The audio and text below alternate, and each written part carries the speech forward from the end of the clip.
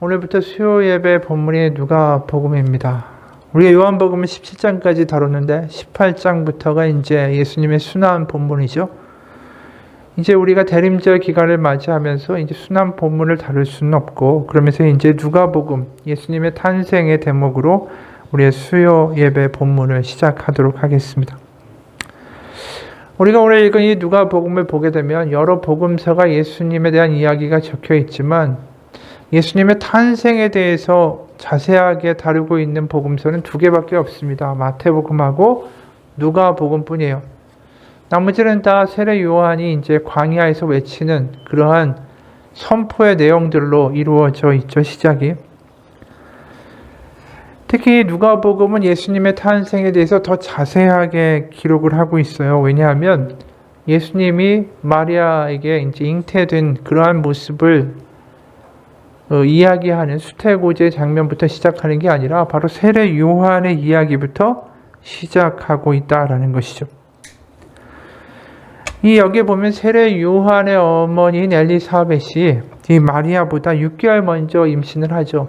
그러니까 예수님보다 먼저 세례 요한이 잉태되는 그러한 이야기부터 누가복음이 시작하고 있다라는 것이죠. 그럼 왜 굳이 이렇게 세례 요한의 잉태 사실부터 다루고 있을까? 오늘 우리가 읽은 1절을 읽어보면 이런 말씀이 있어요. 우리 중에 이루어진 사실에 대하여. 우리가 그냥 이루어진 이 동사를 그냥 쉽게 보고 넘어가기가 쉬운데 누가복음은 근본적으로 뭘 얘기하냐면 이루어진 것에 대하여 기술하고 있는 거예요. 거꾸로 말하면 하나님이 이루신 일에 대하여 말씀하고 있다라는 거죠. 그러니까 지금 이 모든 일의 주체가 하나님이시다라는 거예요.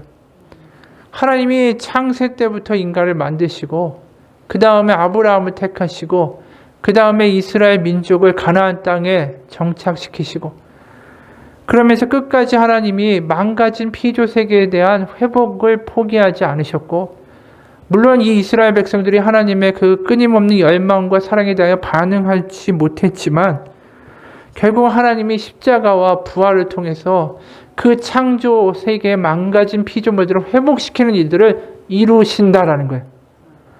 그러니까 지금 하나님이 이루신다, 그래서 이루어진다라는 건 단순히 예수님의 십자가와 부활만을 의미하는 게 아니라 바로 창세기 1장 1절부터 쭉 된 하나님의 그 열심이 드디어 이루어지더라, 그를 이루셨더라, 이야기를 하고 싶다라는 것이죠. 그렇기 때문에 누가복음에 보면 이루어진다 이 말이 많이 나와요. 누가복음 1장 38절, 우리가 많이 아는 구절이죠. 우리 표어기도 하고, 마리아가 이르되 주의 여종이니 말씀대로 내게 이루어지이다 하매 천사가 떠나가니라. 누가복음 12장 50절, 나는 받을 세례가 있으니 그것이 이루어지기까지 나의 답답함이 어떠하겠느냐. 누가복음 21장 32절, 내가 진실로 너에게 말하노니 이 세대가 지나가기 전에 모든 일이 다 이루어지리라. 누가복음 22장 37절, 내가 너에게 말하노니 기록된 바 그는 불법자의 동류로 여김을 받았다 한 말이 내게 이루어져야 하리니 내게 관한 일이 이루어져 감이니라. 특히 이 부분은 다 구약에 나와 있는 예언자들의 이야기가 예수님으로 말미암아 이루어졌다라는 표현이에요. 그리고 누가복음 마지막 장인 누가복음 24장 44절에 또 뭐라고 말씀하냐면, 또 이르시되 내가 너희와 함께 있을 때에 너희에게 말한 바 곧 모세의 율법과 선지자의 글과 시편의 날을 가르쳐 기록된 모든 것이 이루어져야 하리라 한 말이 이것이라 하시고, 여기 나와 있는 모세의 율법과 선지자들의 글과 시편, 이게 구약이에요. 싹 다 구약에서 약속된 하나님의 계획과 하나님의 열심과 하나님의 큰 경륜이 예수님으로 말미암아 이루어져야 하리라 한 것이 바로 십자가 부활이다라고 이야기하는 거예요. 그러니까 지금 누가복음의 제일 먼저 시작이 뭐죠? 이루어진 것. 누가복음의 맨 마지막이 이루어졌다라는 거예요. 그러니까 이 구약의 모든 하나님의 커다란 경륜의 그 큰 그림이 드디어 예수님을 통하여 이루어지고 있고, 그 그림 선상에 누가 있냐면 바로 세례 요한이 있다라는 거죠. 근데 세례 요한은 구약과 신약을 연결해주는 중앙에 있는 사람이다라는 거예요, 지금. 그러면서 특히 이 가브리엘 천사가 이제 태어날 아이에 대해서 이야기하는데 15절부터 17절이에요. 오늘 이는 그가 주 앞에 큰 자가 되며 포도주나 독한 술을 마시지 아니하며 모태로부터 성령의 충만함을 받아 이스라엘 자손을 주 곧 그들의 하나님께로 많이 돌아오게 하겠습니다. 회복시키겠다라는 것이죠. 17절에 그가 또 엘리야의 능력, 심령과 능력으로 주 앞에 먼저 와서 아버지의 마음을 자식에게 거스르는 자를 의인의 슬기에 돌아오게 하고 주를 위하여 세운 백성을 준비하리라. 아까 근데 이 세례 요한이 구약과 신약의 딱 중간에 있는 사람이다라고 이야기했던 이유가 지금 읽었던 17절 말씀 있죠? 그가 또 엘리야의 심령과 능력으로 주 앞에 먼저 와서 아버지의 마음을 자식에게 뭐 이렇게 나가는 이 본문의 17절의 말씀이 말라기 4장 5절의 말씀과 똑같아요. 말라기가 뭡니까? 구약의 마지막 책이고 구약의 마지막 구절이 말라기 4장 5절과 6절이 마지막 구절이에요. 그게 지금 세례 요한에게 그대로 연결되고 있는 거예요. 그래서 말라기 4장 5절과 6절을 보면 보라 여호와의 크고 두려운 날이 이르기 전에 내가 선지자 엘리야를 너에게 보내리니 그가 아버지의 마음을 자녀에게로 돌이키게 하고 자녀의 마음을 그들의 아버지에게로 돌이키게 하리라. 그렇죠? 바로 말라기에 나와 있는 구약성경 맨 마지막의 구절을 그대로 세례 요한의 잉태에서 가브리엘이 이야기하고 있는 거예요. 그러니까 이 구약에서부터 정말 시작된 하나님의 그 오래되고 끈질긴 하나님의 구원의 회복의 역사의 이루심이 드디어 세례 요한 때에 성취되고 달성되는 놀라운 순간이다라는 것을 지금 이야기하는 거죠. 그러니까 이 굉장히 엄청난 사건이 이루어지고 있는 거예요. 사실은 그냥 단순히 이루어졌다가 아니라 이 세례 요한을 통하여 이 하나님의 커다란 역사가 드디어 막이 열리고 있다라는 이야기를 하는 거죠. 그러면서 그 막이 열리는 시기가 언제냐면 5절에 보면 유대왕 헤롯 때라고 이야기해요. 유대왕 헤롯 때에 이 말이 주는 무게가 굉장히 심각한 표현이에요. 우리는 그냥 왕 때 이렇게 받아들이잖아요. 근데 우리가 만약에 우리 조선왕조실록으로 바꾸면 조선의 세종대왕 때에 그럼 벌써 거기서 얘기가 우리가 딱 떠오르죠. 아, 이때 잘 먹고 왕이 잘 통치했으니까 백성들이 평화로웠겠구나. 그런 이미지를 딱 주잖아요. 근데 유대왕 헤롯 때에 이 말 자체가 주는 인상이 얼마나 끔찍한지 몰라요. 그런 유대 민족이 아니죠. 이방인이었고 수탈자고 아이들을 무자비하게 죽이는 자 아닙니까? 예수님 태어났다고 하니까 아이들 다 죽였잖아요. 게다가 교활했고 얼마나 속임수를 잘 쓰고 잔인했는지 몰라요. 자신의 권력을 위협하는 어떠한 세력도 가만히 두지 않고 다 숙청해버렸어요.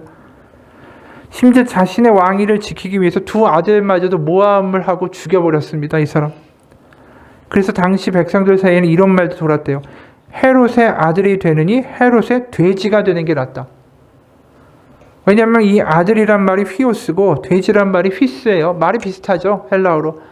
그러니까 아들이 되느니 헤롯의 돼지가 되는 게 낫다라고 이야기할 정도였으니까 아들까지도 권력 때문에 얼마든지 죽일 수 있는 그곳. 그러니 뭐 일반 백성은 말해서 뭐 하겠어요. 그러니까 아무런 소망이 없고 역전의 가능성도 없고 하나님의 회복의 어떤 그러한 조짐도 하나도 안 보이는 아주 깜깜한 어둠과 같은 시기에 이 일이 벌어졌다라는 거죠. 하나님을 더 이상 기대하거나 바라거나 소망할 어떠한 근거도 없던 끔찍한 시대에 바로 그때에 가브리엘이 바로 이 사가랴와 엘리사벳에게 이 집안에 나타났다라는 거예요. 그럼 또 우리가 생각해 보죠. 왜 이런 엄청난 역사가 이 암흑기에 깜깜한 밤에 앞도 어떻게 될지 회복의 기미도 하나도 안 보이는데 수많은 사람들이 있는데 왜 엘리사벳과 사가랴라는 부모에게 이 노부부에게 그 서막이 열리는 시작이 일어났을까? 왜 굳이 이 두 사람을 택하셔서 하나님은 그 엄청난 십자가 구원이라는 놀라운 하나님의 경륜의 사건의 커튼을 여실까? 그런 생각이 드는 거죠. 5절과 6절에 보면 이 사람들이 누군지 나와요. 5절, 6절. 유대왕 헤롯 때에 아비야 반열에 제사장 한 사람이 있었으니 이름은 사가랴요 그의 아내는 아론의 자손이니 이름은 엘리사벳이라. 이 두 사람이 하나님 앞에 의인이니 주의 모든 계명과 규례대로 흠이 없이 행하더라. 엘리사벳이 잉태를 못함으로 그들에게 자식이 없고 두 사람의 나이가 많더라. 사가랴는 제사장이죠.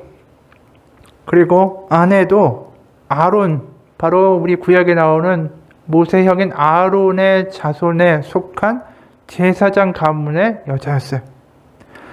그러니까 아내와 남편이 다 제사장 레위 그쪽 가문 사람들이었다라는 것이죠. 근데 갑자기 7절에 잉태를 못함으로 그들에게 자식이 없고 두 사람의 나이가 많더라라고 끝나요.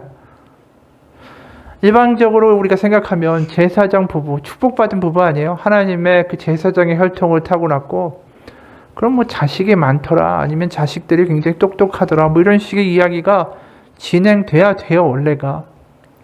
근데 나이도 많은데 그때까지 애가 없다. 이게 뭘 의미하는 뜻인지 아십니까? 지금도 유대인들은 자식을 축복의 통로다, 축복의 증거다라고 이야기해요. 그래서 시편 127편 4절과 5절을 보면 이런 말씀도 있죠. 젊은 자의 자녀는 용사의 수중에 있는 화살 같으니 이것이 그 화살통에 가득한 자는 실로 복되도다. 그러니까 자식은 화살통에 있는 화살과 같으니까 화살은 많으면 좋지 않겠어요? 그러니까 자식이 많은 사람은 복받은 사람이다라는 거예요. 근데 자식이 없다라는 거죠. 그것은 뭐냐 하면 유대인들한테 이런 의미예요. 축복을 받지 못했다가 아니라 애가 없다? 하나님께 징벌을 받는 자다라는 뜻이에요. 그러니까 뭐가 문제가 있어서 하나님의 벌을 받고 있는 증거가 지금 자식이 없다라는 거죠.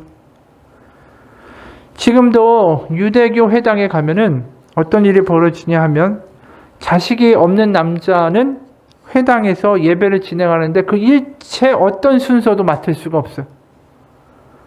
그러니까 인도나 순서나 행사에서 다 배제당한다라는 거예요. 자식이 없는 남자는. 한마디로 2등급 취급을 받는 거예요, 유대인에. 그런데 지금 제사장 가문이래잖아요. 그러니까 이게 지금 주변에서 얼마나 큰 쑥덕거림이 있는 대상이 됐겠어요. 그가 가문의 어떤 이 후광을 입어서 제사장의 자리는 유지하고 있고 그래도 제사장 일을 하고 있지만 이 성전에 왔다 갔다 할 때마다 뭔가 하자 있고 흠결 있는 인간이라고 분명히 손가락질 받았을 거예요. 근데 놀라운 일이 벌어진 거죠. 8절에 마침 사가랴가 그 반열의 차례대로 하나님 앞에서 제사장의 직무를 행할세. 여기까지는 좋아요. 그런데 9절 제사장의 전례를 따라 제비를 뽑아 주의 성전에 들어가 분향하고. 그 당시에 제사장들이 24개의 조로 나눠져 있었어요. 아비야 조는 그 중에 8번째 조였대요. 그러니까 이제 자기 조가 해당되니까 성전에 가서 일을 하고 있는데 제비를 뽑는데 거기에 성전에 들어가서 분향하는 일을 맡게 된 거예요. 그러니까 성전 밖에서 번제단 같은 데서 짐승 잡아오면 그거를 이제 피를 뿌리고 태우고 이런 일들은 다 하는데 성전의 안까지 문을 열고 들어가는 일은 제사장이 돼서 죽을 때까지 해볼까 말까 그런 일이었어요. 그런데 지금 사가랴가 거기에 냅다 뽑힌 거예요. 놀라운 일이죠. 자식이 없어서 저주받은 인생이라고 다 생각하는데 이 제비에 뽑혀가지고 어떻게든 성소에 들어가서 분향을 하게 된 거예요. 기적 같은 일이 일어났죠. 그런데 거기서 갑자기 더 기적 같은 일이 일어난 거죠. 가브리엘이 나타난 거예요. 자기가 나이도 많죠. 아이도 못 낳죠. 지금까지 어떻게 보면 제사장이라고 하지만 무시당하고 살았던 그런 인생 아니겠어요?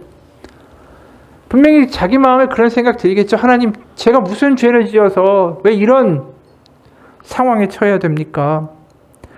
세상에서는 분명히 이야기할 거예요. 저 사람 제사장이지만 분명히 뭔가 부모의 죄든 자신의 죄가 있어서 저런 일을 당할 거야. 그럼 세상의 이야기가 안 들리겠어요? 그래, 내가 뭐가 문제가 있는지도 몰라. 하나님이 나를 버리신 것인지도 몰라. 이런 생각이 들 때에 기적과 같이 자기가 성소에 들어가는 일이 발생하고 가브리엘을 만나게 돼요. 그러니까 놀라죠. 그리고 이제 세례 요한에 대한 예언을 듣자마자 그가 이렇게 말해요. 18절. 사가랴가 천사에게 이르되 내가 이것을 어떻게 알리오? 내가 늙고 아내도 나이가 많으니이다. 믿음이 없는 듯한 말을 하죠. 그런데도 하나님이 가만히 보면 이 부부를 택하셨어요. 도대체 뭐 때문에 이렇게 세상에서 보면 흠이 많고 저주받은 것 같고 또 예언을 해줘도 믿지 못하는 이러한 부부를 왜 택하셨을까? 거기에 6절의 이유가 나오죠. 6절에 이 두 사람이 하나님 앞에 의인이니 주의 모든 계명과 규례대로 흠이 없이 행하더라. 이들을 택한 것이 뭐였을까? 의인이었기 때문이다라는 거예요. 그러니까 우리가 생각할 때 의인이 도대체 뭐예요? 의인이 뭔가 거룩하고 뭔가 그 당시 기준으로 따지자면 율법을 잘 지키고 11조 잘하고 금식하고 뭔가 어긋난 일 안 하고 사람들이 볼 때에 저 사람은 정말 의인이다. 존중받을 만한 흠결이 없는 사람. 뭔가 타인의 모범이 될 것 같은 사람. 그런 사람들을 우리는 의인이라고 생각할 때가 쉽죠. 그래서 만약에 누군가 여러분에게 당신 의인입니까? 라고 얘기하면 예, 전 의인입니다. 라고 용감하게 말할 수 있는 사람이 우리 가운데 얼마나 될까요? 아니, 전 죄인이에요. 이렇게 이야기하지 않겠어요? 게다가 지금 자식도 없죠. 믿음도 없어가지고 사실은 그런 일이 어떻게 있습니까? 라고 이야기하는데 성경은 그 사람들이 의인이라고 이야기하고 있어요. 도대체 의인이라는 게 뭘까라는 생각을 우리가 하게 하는 본문이라는 것이죠. 도대체 하나님이 택하시는 의인이라는 게 도대체 뭐냐라는 거예요. 이거에 대한 대답이 우리 가운데 있을 때 우리가 하나님을 어떻게 이해하고 하나님이 우리를 어떤 사람을 택하시는가에 대한 답을 얻을 수 있겠죠. 한마디로 이야기하면 오늘 본문을 통해 보면 의인은 자신이 의인인 줄을 모르는 사람이에요.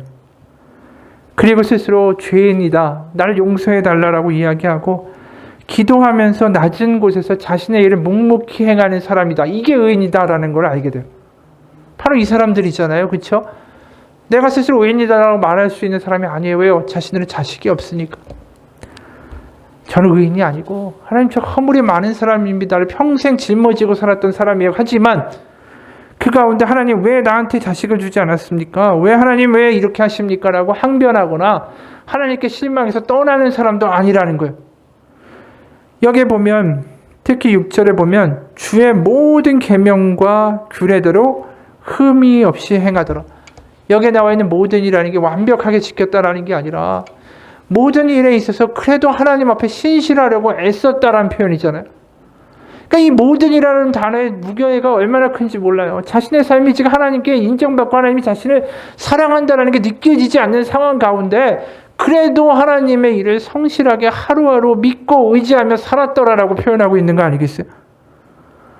여기에 나와 있는 이 모든이란 말이 굉장한 거예요. 이 사람들의 신앙 가운데 맨날 저주받았고 난 아무것도 아니라는 생각이 들고 하나님 관심 없는 것 같다고 하는데도 묵묵히 낮은 곳에서 하루하루 믿음에서 포기하지 않고 살아갔다.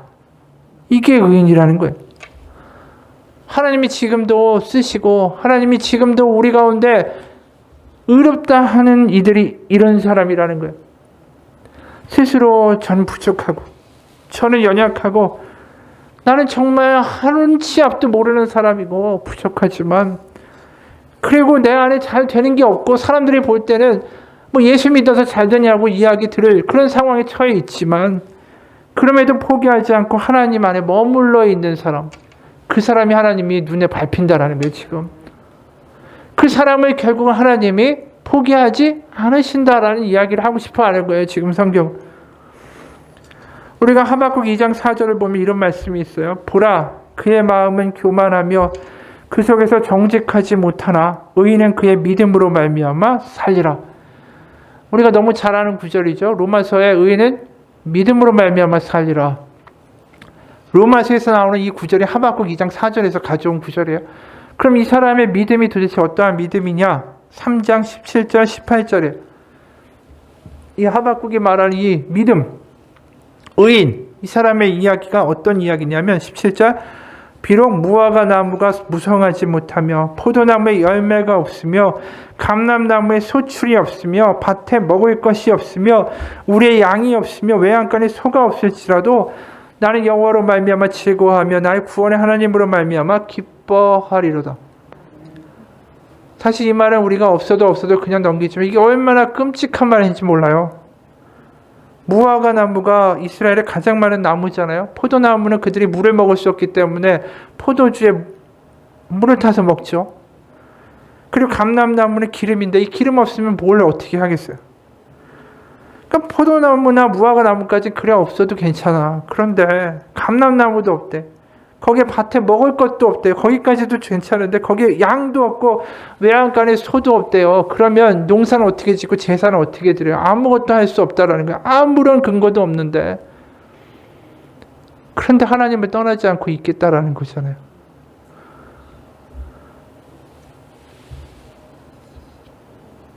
세상에서 얼마나 손가락질하겠어요. 너 하나님 어딨냐? 네가 믿는 하나님이 있는데 너 지금 봐. 소도 없지, 양도 없지, 감람나무도 없지, 포도나무도 없지, 무화과도 없지. 아무것도 없잖아. 너 거지 아니야. 근데 무슨 하나님을 믿어?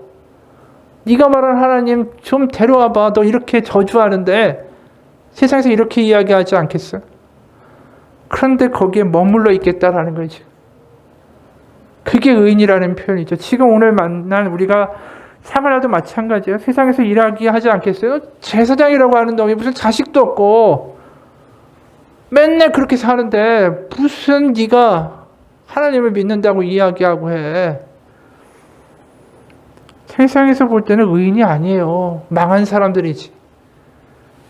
그런데 이들이 한 가지 세상 가운데 작은 사람들이고 눈에 띄지 않는 사람들이죠. 왜요?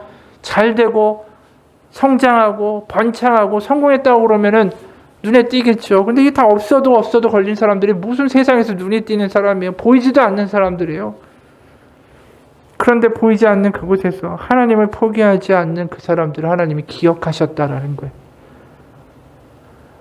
우리가 우리 삶 가운데 안 되는 일이 있을 수가 있고 내가 볼 때는 좀 실망스러운 일이 있을 수 있고 하나님 어떻게 이런 일이 나에게 벌어집니까? 라고 말할 수 있지만 하나님 제가 복받아서 세상 가운데 하나님 이렇게 위대하시다라고 말할 수 있기 원합니다 하는데 그것대로 안 될 수 있지만 그럼에도 불구하고 하나님을 그 상황 가운데 포기하지 않고 오늘도 하나님을 믿고 오늘 하루를 견디는 이들을 하나님은 의인이다라고 보신다라는 거죠.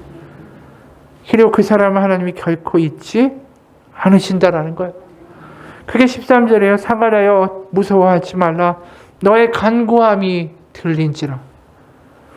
너의 기도가, 너의 마음이, 너의 믿음이 하나님을 감동시키고 있다라는 거죠. 여러분, 우리가 보면 여기에 나와 있는 의인들은 다 작은 사람들이에요. 위대하고 믿음의 근사한 선언을 하고 있는 사람들은 아닙니다. 무엇을 지켜내고 무엇을 성취한 사람들도 아니에요. 하나님을 포기하지 않은 사람들이다라는 거예요. 그 당시에 의인하면 누가 떠올랐을까요? 바리새인들이죠. 얼마나 율법을 잘 지키고 길바닥에서 멈춰서서 기도하고 모든 사람들이 자기 지켜볼 때까지 그 짓을 했잖아요. 하지만 이 사람들, 사가랴 같은 사람들 눈에 띄지도 않고 조용하게 뒤에서 하나님을 포기하지 않고 살아갔던 그 사람들. 그게 의인이라는 것입니다.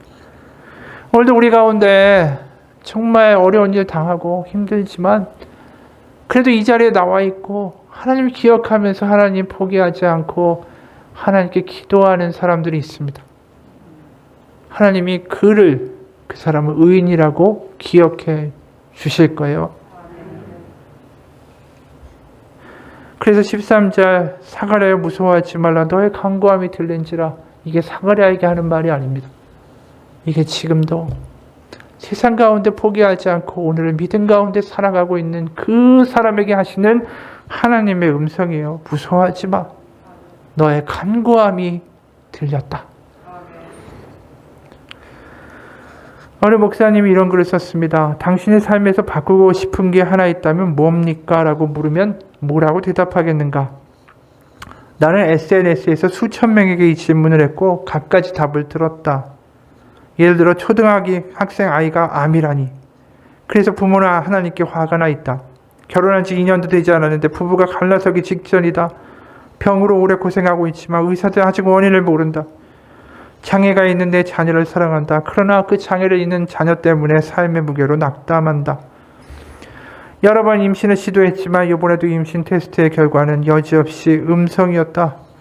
또다시 아이들에게 화를 내고 소리를 질렀다. 이번 경기에도 못 나가고 벤치에 지켰다. 남편과 아이들에게 나는 마치 투명인 것 같다. 투명 인간인 것 같고 빛에서 도저히 헤어나지 못할 것 같고 우울증에서 도무지 벗어날 수가 없고 실업자 신세를 면할 길이 없고 아무도 나를 사랑하지 않는 것 같고 이 밖에도 얼마든지 더 나열할 수 있지만 이런 글들이 너무나도 많이 쇄도했다. 당신에게도 이런 이야기가 있을 것이다. 이보다 더 생생하고 피부에 와닿는 이야기가 당신에게도 분명히 있을 것이다. 당신의 이야기가 무엇이든 간에 나의 대답은 10중 8구 똑같다. 나 역시 들어야 하는 말이기도 하다. 그 말은 바로 포기하지 말라는 것이다. 그렇죠. 우리가 하나님 안에서 떠나지 않으면 됩니다. 오늘 하루를 하나님 안에서 머무는 데 성공하면 그것만으로도 하나님 앞에서 정말 상 받을 일이라는 것입니다. 그럼 그게 의인이에요.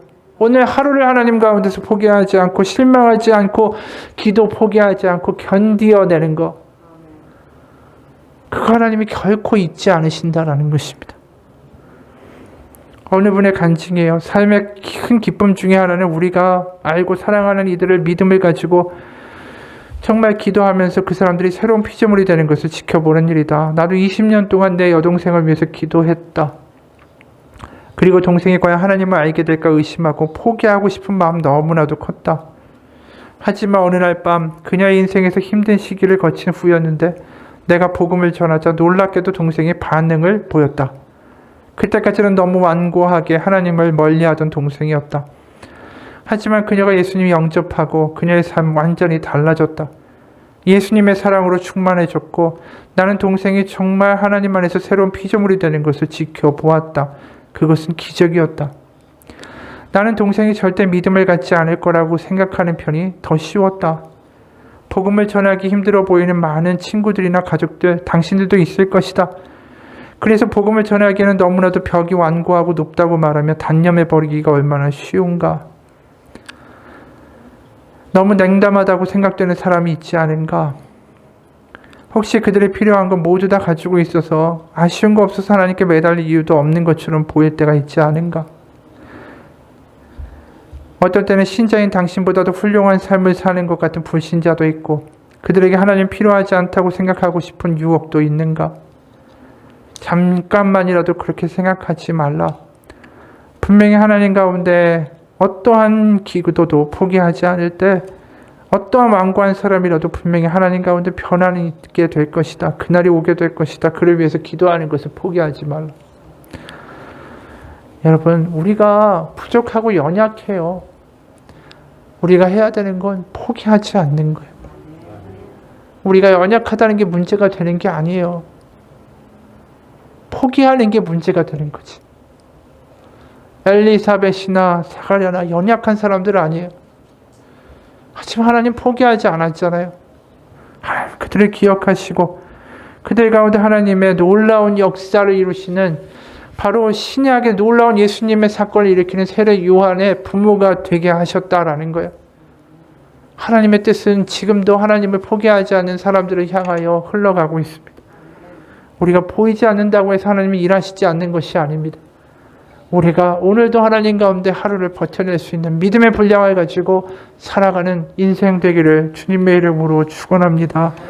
낙심하지 말고 포기하지 말고 오늘도 하나님 가운데 힘들지만 부모를 간호하며 또 우리 남편을 간호하며 때로는 병실에서 때로는 일터에서 때로는 낙담한 어떤 일터나 자리에서 포기하지 않고 그래도 하나님께 기도하려고 애쓰고 하나님 바라보는 그 인생 가운데 하나님은 분명히 축복하시고 기억하시고 하나님의 뜻을 이루실 거라고 믿습니다.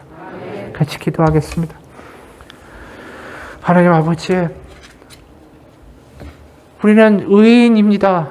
하나님 포기하지 않기 때문에 의인이라고 말하는 것을 오늘 보았습니다. 남들이 보기에 근사한 인생이 아닐 수도 있고 남들이 볼 때 부족한 인생일 수도 있지만 그래도 오늘 하루 주님을 포기하지 않고 살았기에 하나님은 지금 저를 의인이라고 불러주십니다. 하나님, 지금도 하나님 역사하시고 일하고 계심을 믿습니다. 우리가 생각하지 못하는 놀라운 방법으로 하나님 일하고 계심을 믿사오니 오늘 하루도 하나님 포기하지 않고 살아가는 믿음의 인생을 살아가는 그러한 사람으로 매일매일 살아갈 수 있도록 주님 인도하여 주옵소서. 살아계신 우리 주 예수 그리스도의 이름 받들어 기도합니다. 아멘. 우리 같이 기도하겠습니다.